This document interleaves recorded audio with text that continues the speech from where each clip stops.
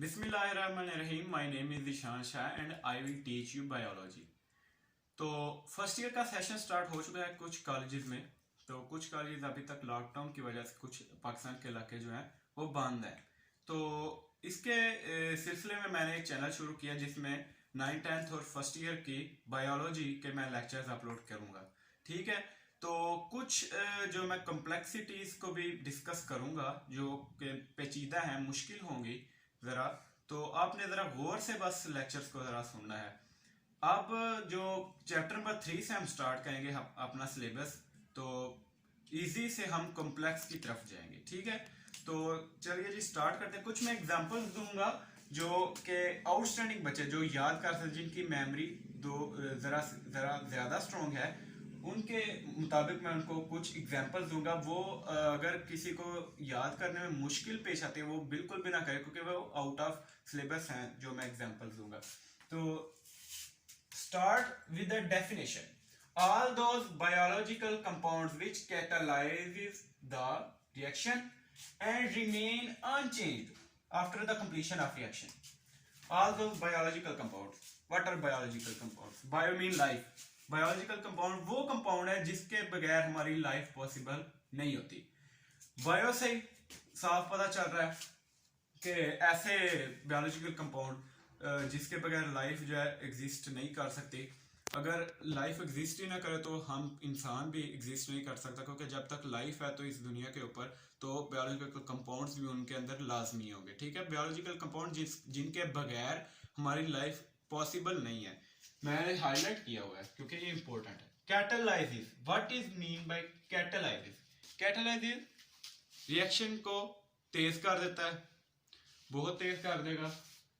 catalyzes the reaction and remain unchanged after the completion of reaction।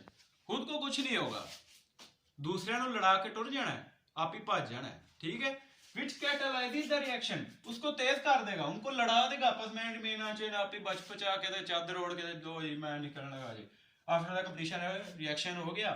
तो असल में ये मैं बस एक मजाक वाली बात किया, उनका भी फायदा इसमें ही है। तो दूसरी पार्टी जिसको लड़ाया है ना, कैटालाइसिस अगर नहीं होगी उसका, अगर मतलब कि उसकी अगर ये रिएक्शन तेज नहीं होगा तो फिर लाइफ एग्जिस्ट ही नहीं कर सकती। Remain unchanged after completion of reaction, और खुद को कुछ नहीं होता और उनको तेज कर जाता है रिएक्शन को। सो कम टुवर्ड्स द नेक्स्ट पॉइंट, इसका स्ट्रक्चर ड्रा करते हैं। सॉरी, स्ट्रक्चर के बारे में पढ़ते हैं। स्ट्रक्चर ड्रा भी आगे मैं करूंगा। इसका स्ट्रक्चर इसका होता है 3D, 3 डायमेंशनल। और ये बने किसके होते हैं? क्योंकि प्रोटीन है तो ये बने होंगे अमाइनो एसिड से।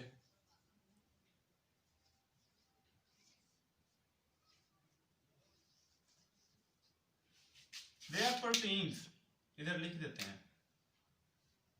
इंपॉर्टेंट पॉइंट्स हैं ये, एज एमसीक्यूज के पेपर में आ सकते हैं। एंजाइम्स और प्रोटीन्स, ठीक है। इसके अलावा अगला जो हमने पॉइंट पढ़ना है वो है इसकी एक्टिव साइट के बारे में।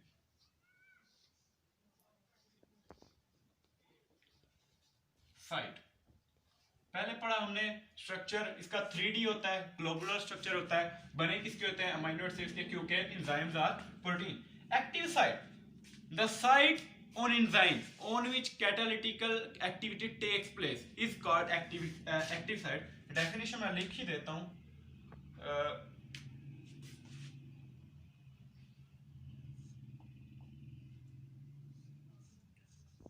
the site at which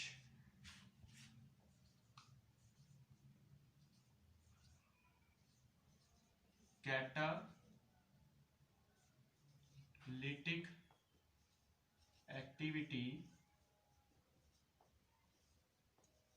takes place।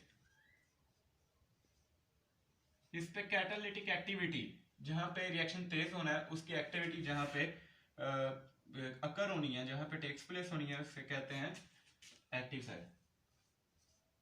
ठीक है, the site at which catalytic activity takes place.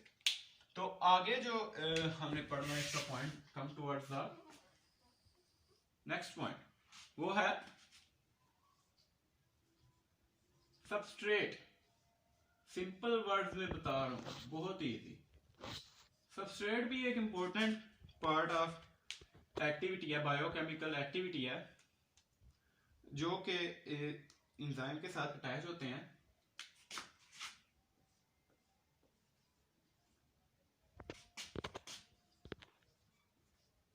The part which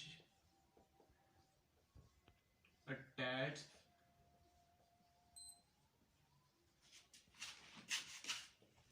with enzyme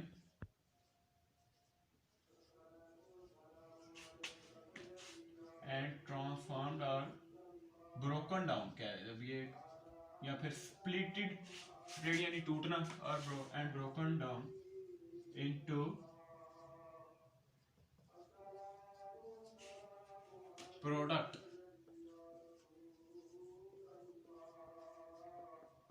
ये इसकी डेफिनेशन होगी, the part which attach with enzyme and broken down into products. ठीक है, इसकी मोटी मोटी मैं इधर डायग्राम बना देता हूं।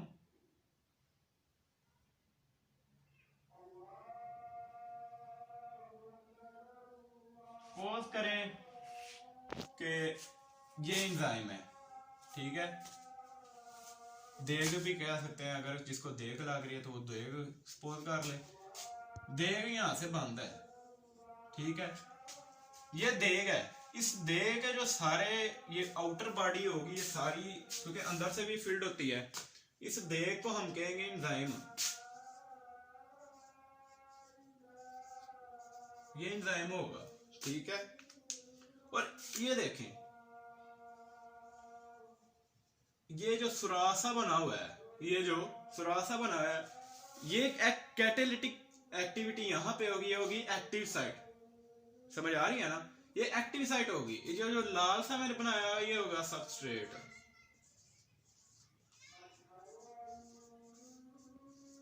ये सबस्ट्रेट होगा, ठीक है। इसको इरेज कर देते हैं अब। समझ होप सो आ गई होगी। इंपॉर्टेंट पॉइंट्स हैं, अगर आप ये याद कर लेंगे तो ये आप अपने वर्ड में सब कुछ, मैंने तो बस थोड़ा सा रीडिंग एक दफा की है, कॉन्सेप्ट क्योंकि क्लियर थे, तो अपने वर्ड्स में ये सब कुछ मैंने अपने वर्ड्स में ये लिखा है। तो आप भी अपनी वोकैबुलरी और अपनी इंग्लिश को बेटर करेंगे, क्योंकि एफएससी में बिल्कुल भी रटे नहीं बजते, ठीक है, बिल्कुल भी रटे नहीं होते। तो इसके अलावा अगर हम कम टुवर्ड्स द नेक्स्ट पॉइंट, अगर नेक्स्ट पॉइंट की तरफ जाएं तो वो हो गए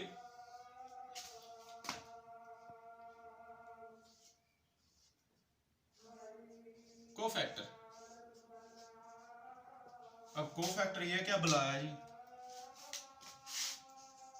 नॉन प्रोटीन पार्ट। ये प्रोटीन है एंजाइम, और ये होगा non protein part attach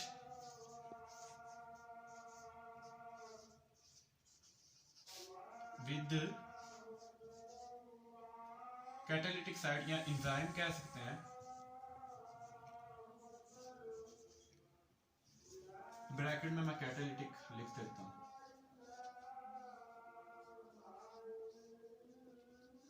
site या फिर एक्टिव साइट कह सकते हैं। Attach with enzyme for completion of reaction.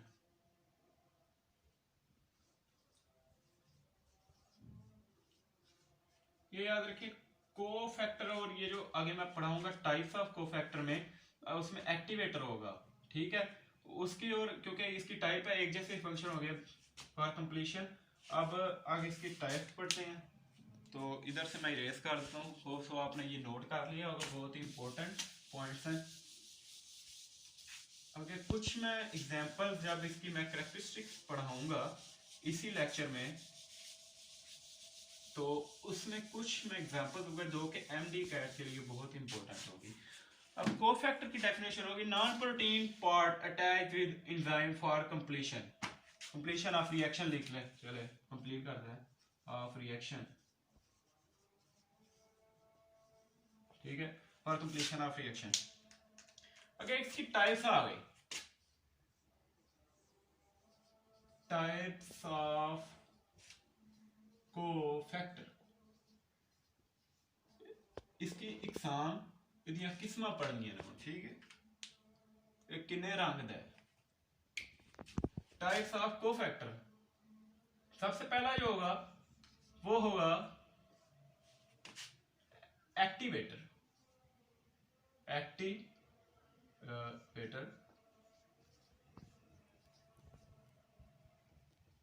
ठीक है। एक्टिवेटर की डेफिनेशन करें तो ये होगा non protein part,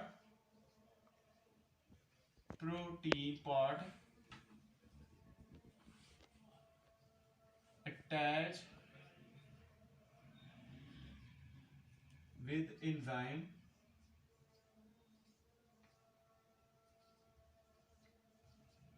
for completion of reaction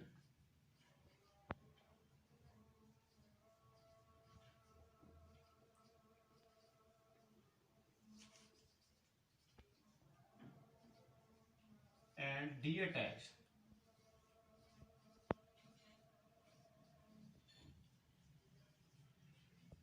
after reaction.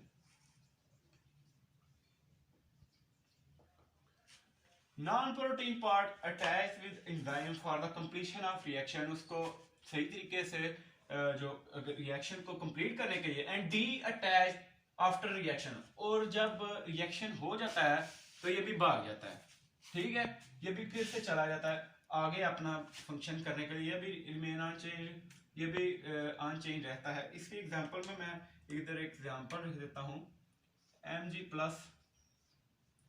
इसके अलावा Fe पॉजिटिव हो सकता है, ठीक है। ये इसकी एग्जांपल होगी। अब इसकी मैं डायग्राम बनाऊं, ठीक है,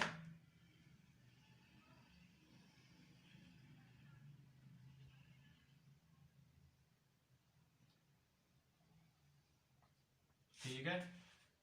अगर इधर दो मुंह आ गए इसके, ये एंजाइम है, देख ये एंजाइम है, ये है दोनों ही कैटालिटिक साइट हैं, ये देखें। अब ये आ गया, ये आ गया सबस्ट्रेट। अब रिएक्शन प्रोसीड नहीं हो रहा, ये देखें जगह खाली है। इसको मैं किसी और मार्कर से इधर देख लेता हूं, ब्लू से कर लेते हैं,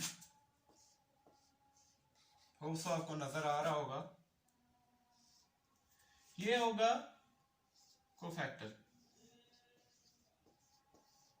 कोफैक्टर होगा नॉन प्रोटीन पार्ट, इधर कोफैक्टर होगा। और ये जब सबस्ट्रेट प्रोडक्ट में कन्वर्ट हो जाएगा तो ये चला जाएगा, एंजाइम अपना फंक्शन करके ये भी चला जाएगा, और ये प्रोडक्ट अपना डेस्टिनेशन पे पहुंच जाएगा। इसको भी रेस कर देते हैं यहाँ इधर, आप साथ साथ नोट करते जाएं, क्योंकि अगर एक दफा हाथ से लिखा जाए तो वो कभी नहीं भूलता।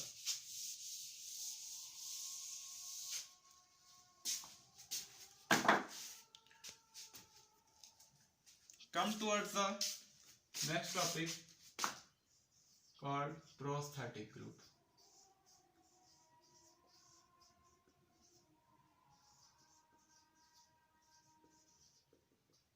Prosthetic group क्या होता है? If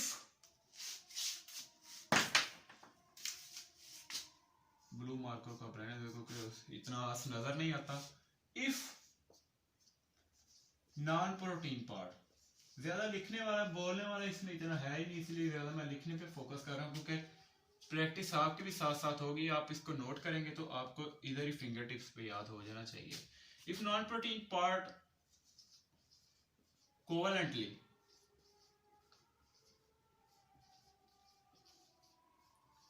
अटैच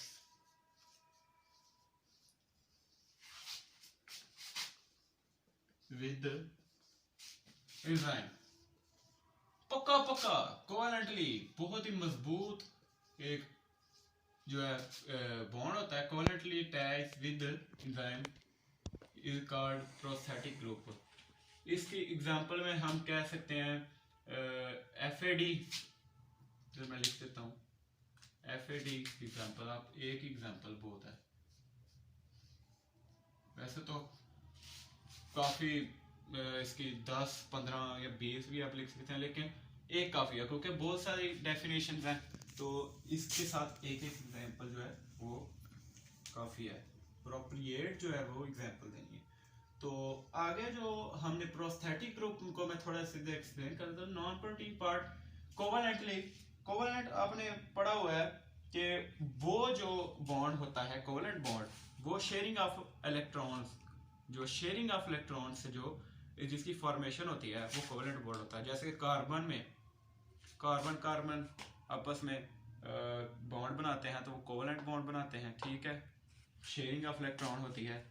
अगर कार्बन को आप उसकी ग्रुप के साथ सेलेनियम के साथ अगर उसकी बॉन्ड बनाए तो वो कोवलेंट बॉन्ड होगा। लिहाजा ये टॉपिक नहीं है हमारा, लिहाजा हम इसकी तरफ नहीं जाएंगे। बस मैं सिर्फ ये बताने की कोशिश, कोवलेंटली बॉन्ड बना देगा इसके साथ एंजाइम के साथ प्रोस्थेटिक ग्रुप। कोवलेंट बॉन्ड में ये होगा कि कुछ एक्सचेंज हो जाएंगे इसके अंदर एंजाइम और नॉन प्रोटीन पार्ट के अंदर, तो ये कोवलेंट बॉन्ड बना लेंगे और ये डी अटैच नहीं होगा। Come towards the next point, coenzyme.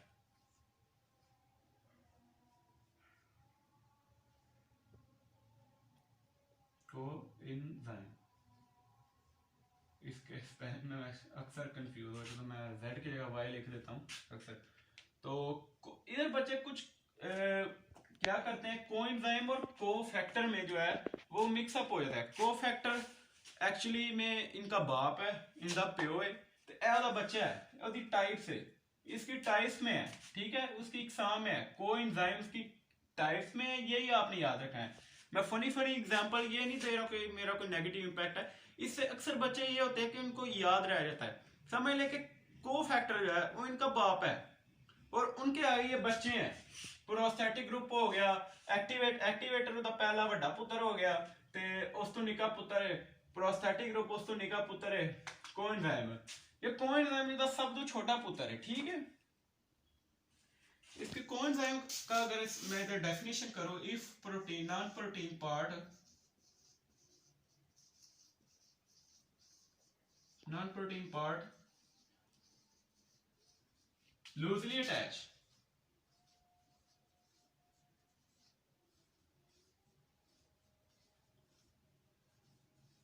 ज्यादा लिखने की जरूरत है, loosely attach with enzyme, if non protein part loosely attach with enzyme is called coenzyme. इसकी अगर एग्जांपल मैं लिखूं तो NAD प्लस होगी, या फिर बहुत ही आसान इसके साथ रलती मिलती, इसके साथ मिलती जुलती NADP, ये इसकी एग्जांपल होगी, ठीक है, ओके।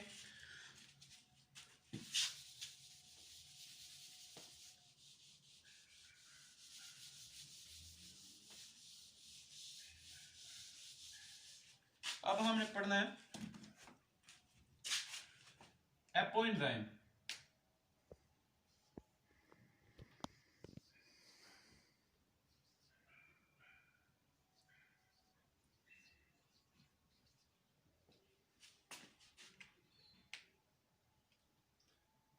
एपोएंजाइम वो एंजाइम होगा, एन एंजाइम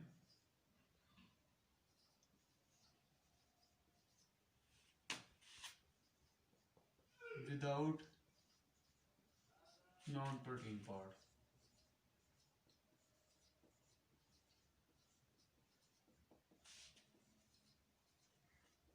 ठीक है।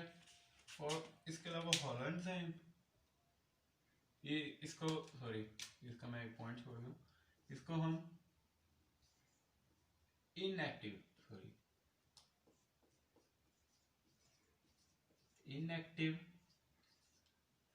फॉर्म ऑफ एंजाइम कहते हैं।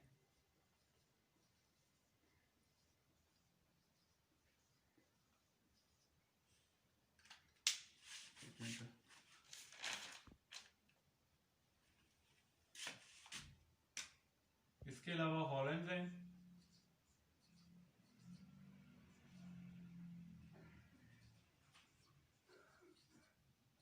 हॉलो एंजाइम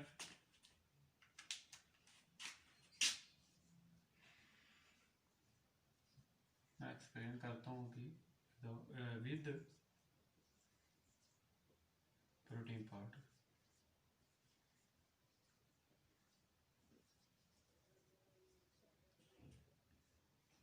एक्टिव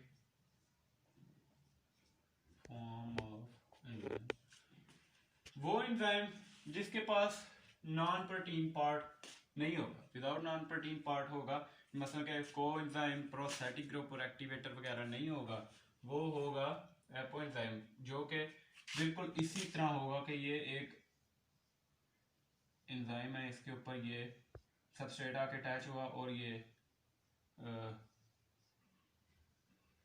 आगे प्रोडक्ट में स्प्लिट हो गया, दो में कन्वर्ट हो गया। तो holo enzyme with protein part, इसकी एग्जांपल ऐसे ही होगी, छोटी सी मैं इधर डायग्राम बना देता हूँ। ये दो डिब्बे का है, नहीं थोड़ा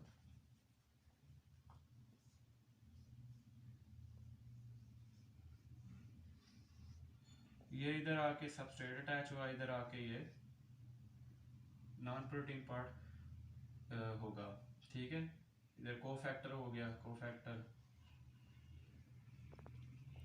ये सबस्ट्रेट, और ये होगा होलो एंजाइम।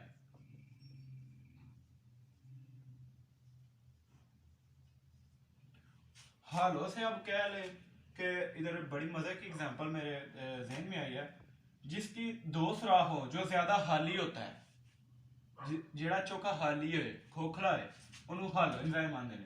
ये देखो दो सुराख ने, चौका हाली है, और ये एपो एंजाइम, एपो पो से भरे आ, जो थोड़ा सा भरा हो बनिस्बत इसकी होलो एंजाइम, ठीक है। मजे की एग्जांपल है ये, अभी जहन में आई है मुझे, वो तो बहुत अच्छी लगी है।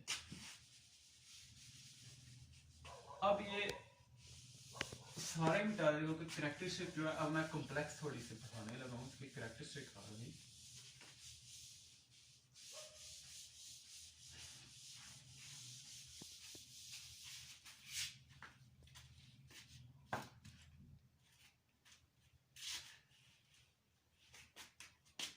इसकी characteristics,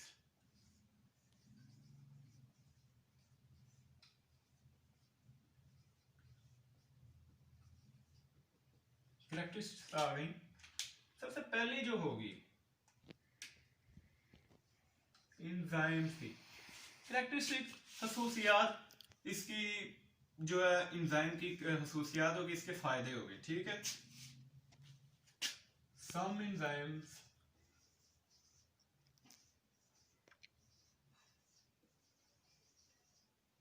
dissolved in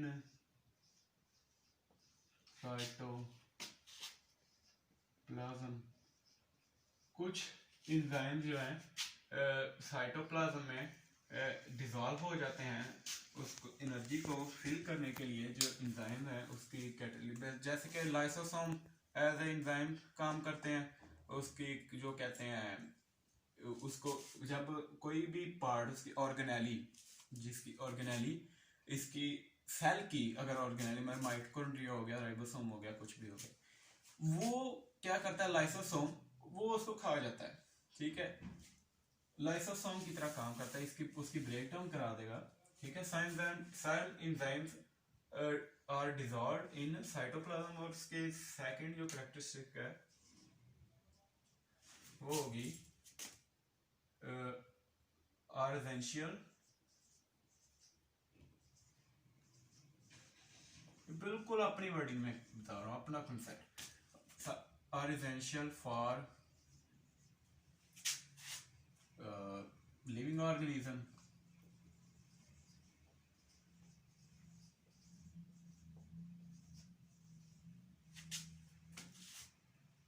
for production, अपनी नस्ल को बढ़ाने के लिए। अब इधर एंजाइम्स को मैं दो एग्जांपल देता हूं, जो कि आप एमडी कैट में आपके लिए आपसे पूछ सकते हैं कि कौन से एंजाइम हो सकते हैं। अगर मेल के बारे में बात करें तो टेस्टोस्टेरोन, और फीमेल के बारे में बात करें तो प्रोजेस्टेरोन। मैं इधर लिख देता हूं। अगर मेल का हो टेस्टोस्टेरोन स्टेरोन, अगर फीमेल का हो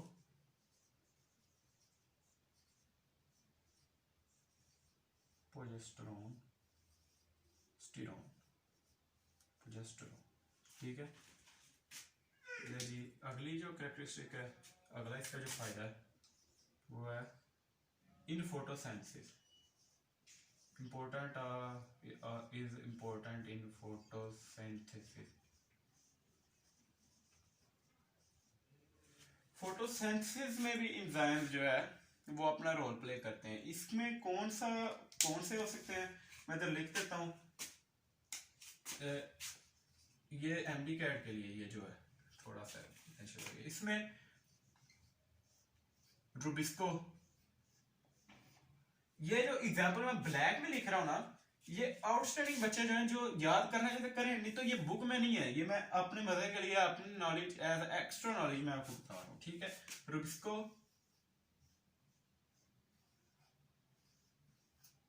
इसके एंजाइम्स होंगे, ये फोटोसिंथेसिस में ये इन्वॉल्व होंगे। ठीक है, इसके अलावा protein synthesis helps in protein synthesis.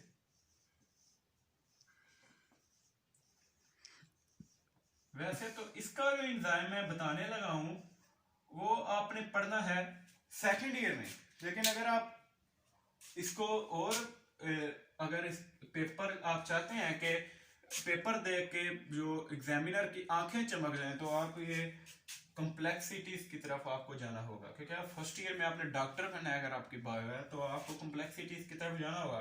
क्योंकि एमडी कैट में मैं पैक्स ग्रुप ऑफ कॉलेजेस में मैं उसका स्टूडेंट हूँ, तो उन्होंने टेस्ट सेशन स्टार्ट किया था एमडी कैट का, तो उन्होंने ऐसे ऐसे जो है मतलब कि ऐसे एमसीक्यूज डाले जिनका बुक से कोई लेना देना ही नहीं था, क्योंकि है बुक में ही थे लेकिन उसके अंदर लिखे नहीं थे, वो कॉमन सेंस वाले थे। ठीक है, ये है फर्स्ट सेकंड ईयर के अंदर आप पढ़ेंगे, लेकिन first as a first year का एमसीक्यू उन्होंने दिया हुआ, आपने आपको ये लगा कि आपने पढ़ा ही नहीं हुआ, इसलिए याद करना इंपॉर्टेंट है। इतना इंपॉर्टेंट नहीं, अगर आप एज ए पेपर बायो पढ़ के आगे चले जी आपका केमिस्ट बन गया तो ठीक है, अगर आपने अगर आपने केमिस्ट बनना है तो अल्लाह तेरी यारी, तो आप ना याद करें। अगर आपने डॉक्टर बनना है तो आपके लिए इंपॉर्टेंट है, इतना भी इंपॉर्टेंट नहीं अगर आप ठीक है आपने क्लिनिक बनना है, आपने कोई सर्जन बनना है, ठीक है, आप ना फिर याद करें। वैसे अगर मेरी तो यही राय है कि आप करें। आगे जी, come towards next aerobic respiration. Sorry, मैं इसके बताना भूल गया था, इसके जो है एंजाइम वो मैं बताऊंगा कि प्रोटीन सिंथेसिस के लिए आरएनए प्राइमेज हेल्पफुल होता है।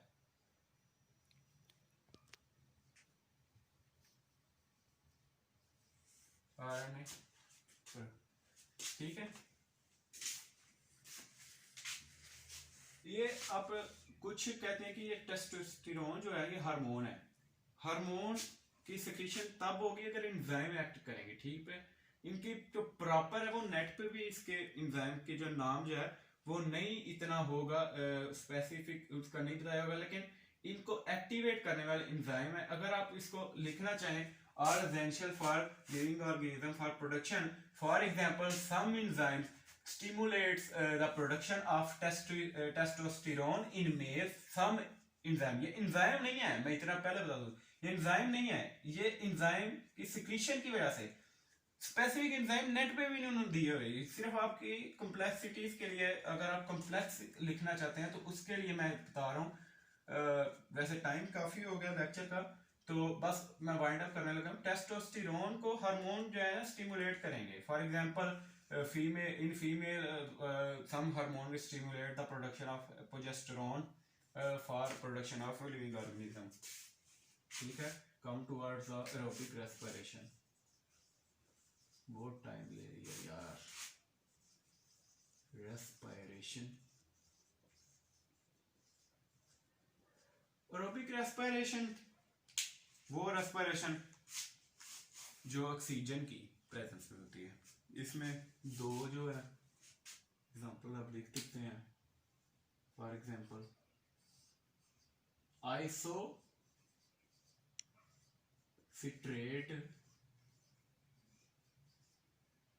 डिहाइड्रोजिनेस,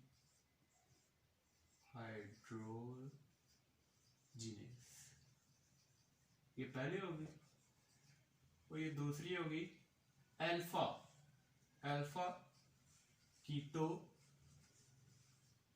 ग्लूट्रेट डिहाइड्रोजिनेस,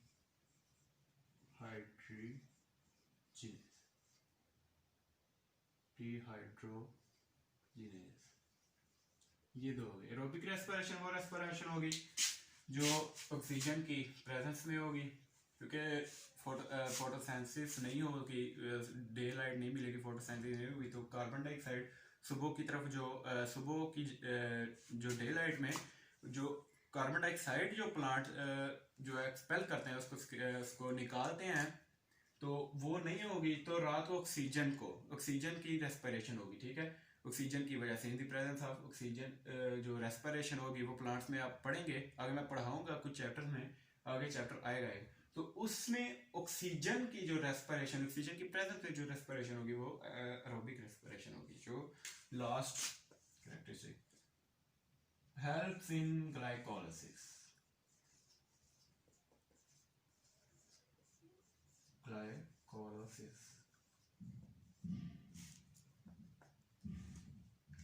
इसके जो ग्लाइकोलाइसिस मीन ग्लूकोज का टूटना, सिंपल सा हेल्प्स इन ग्लाइकोलाइसिस।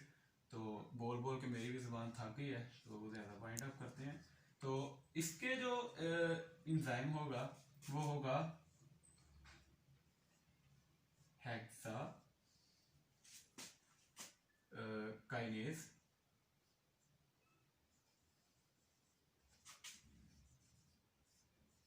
और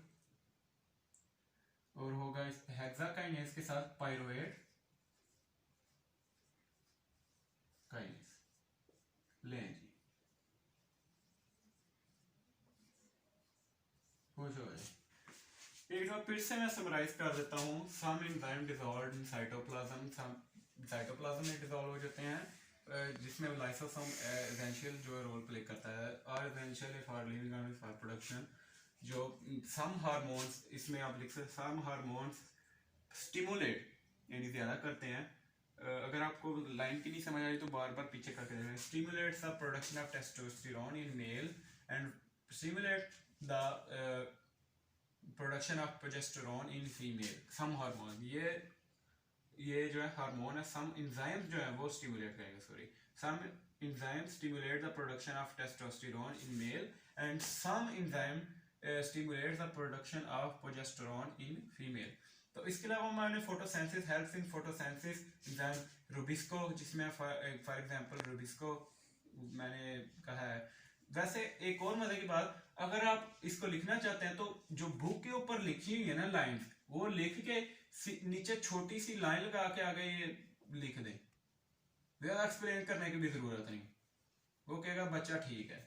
इसके अलावा प्रोटीन सिंथेसिस में आरएनए प्राइमेज जो है हेल्प करते हैं। एरोबिक रेस्पिरेशन आइसोसिट्रेट डिहाइड्रोजिनेस और अल्फा कीटोग्लूट्रेट डिहाइड्रोजिनेस, ठीक है, helps in glycolysis, hexokinase and pyruvate kinase.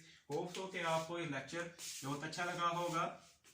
इसके अलावा आपको कोई क्वेश्चंस है तो कमेंट्स सेक्शन में आप मुझसे पूछें। इसके अलावा मैं डिस्क्रिप्शन में मैंने अपनी आईडी शेयर की है इंस्टाग्राम की। अगर किसी किस्म का भी इंस्पाइट ऑफ बायोलॉजी के अलावा अगर आप मुझसे कोई सवाल पूछना चाहते हैं तो मैं हाजिर हूँ जनाब, और मेरी तरफ से ढेर सारा प्यार। तो कुछ गलतियां अगर हुई हैं तो क्योंकि मैं अभी भी स्टूडेंट हूँ सेकेंड ईयर का, तो आप मेरी तरफ से माजरत, अगर आपको कोई इसकी मिलती हैं एग्जाम्पल तो आप मुझसे शेयर कर सकते हैं। अगर फिर भी कोई सवाल है तो आप मुझसे शेयर करें। मेरी तरफ ढेर सारा प्यार, सब्सक्राइब करें, लाइक करें और शेयर करें। Thank you.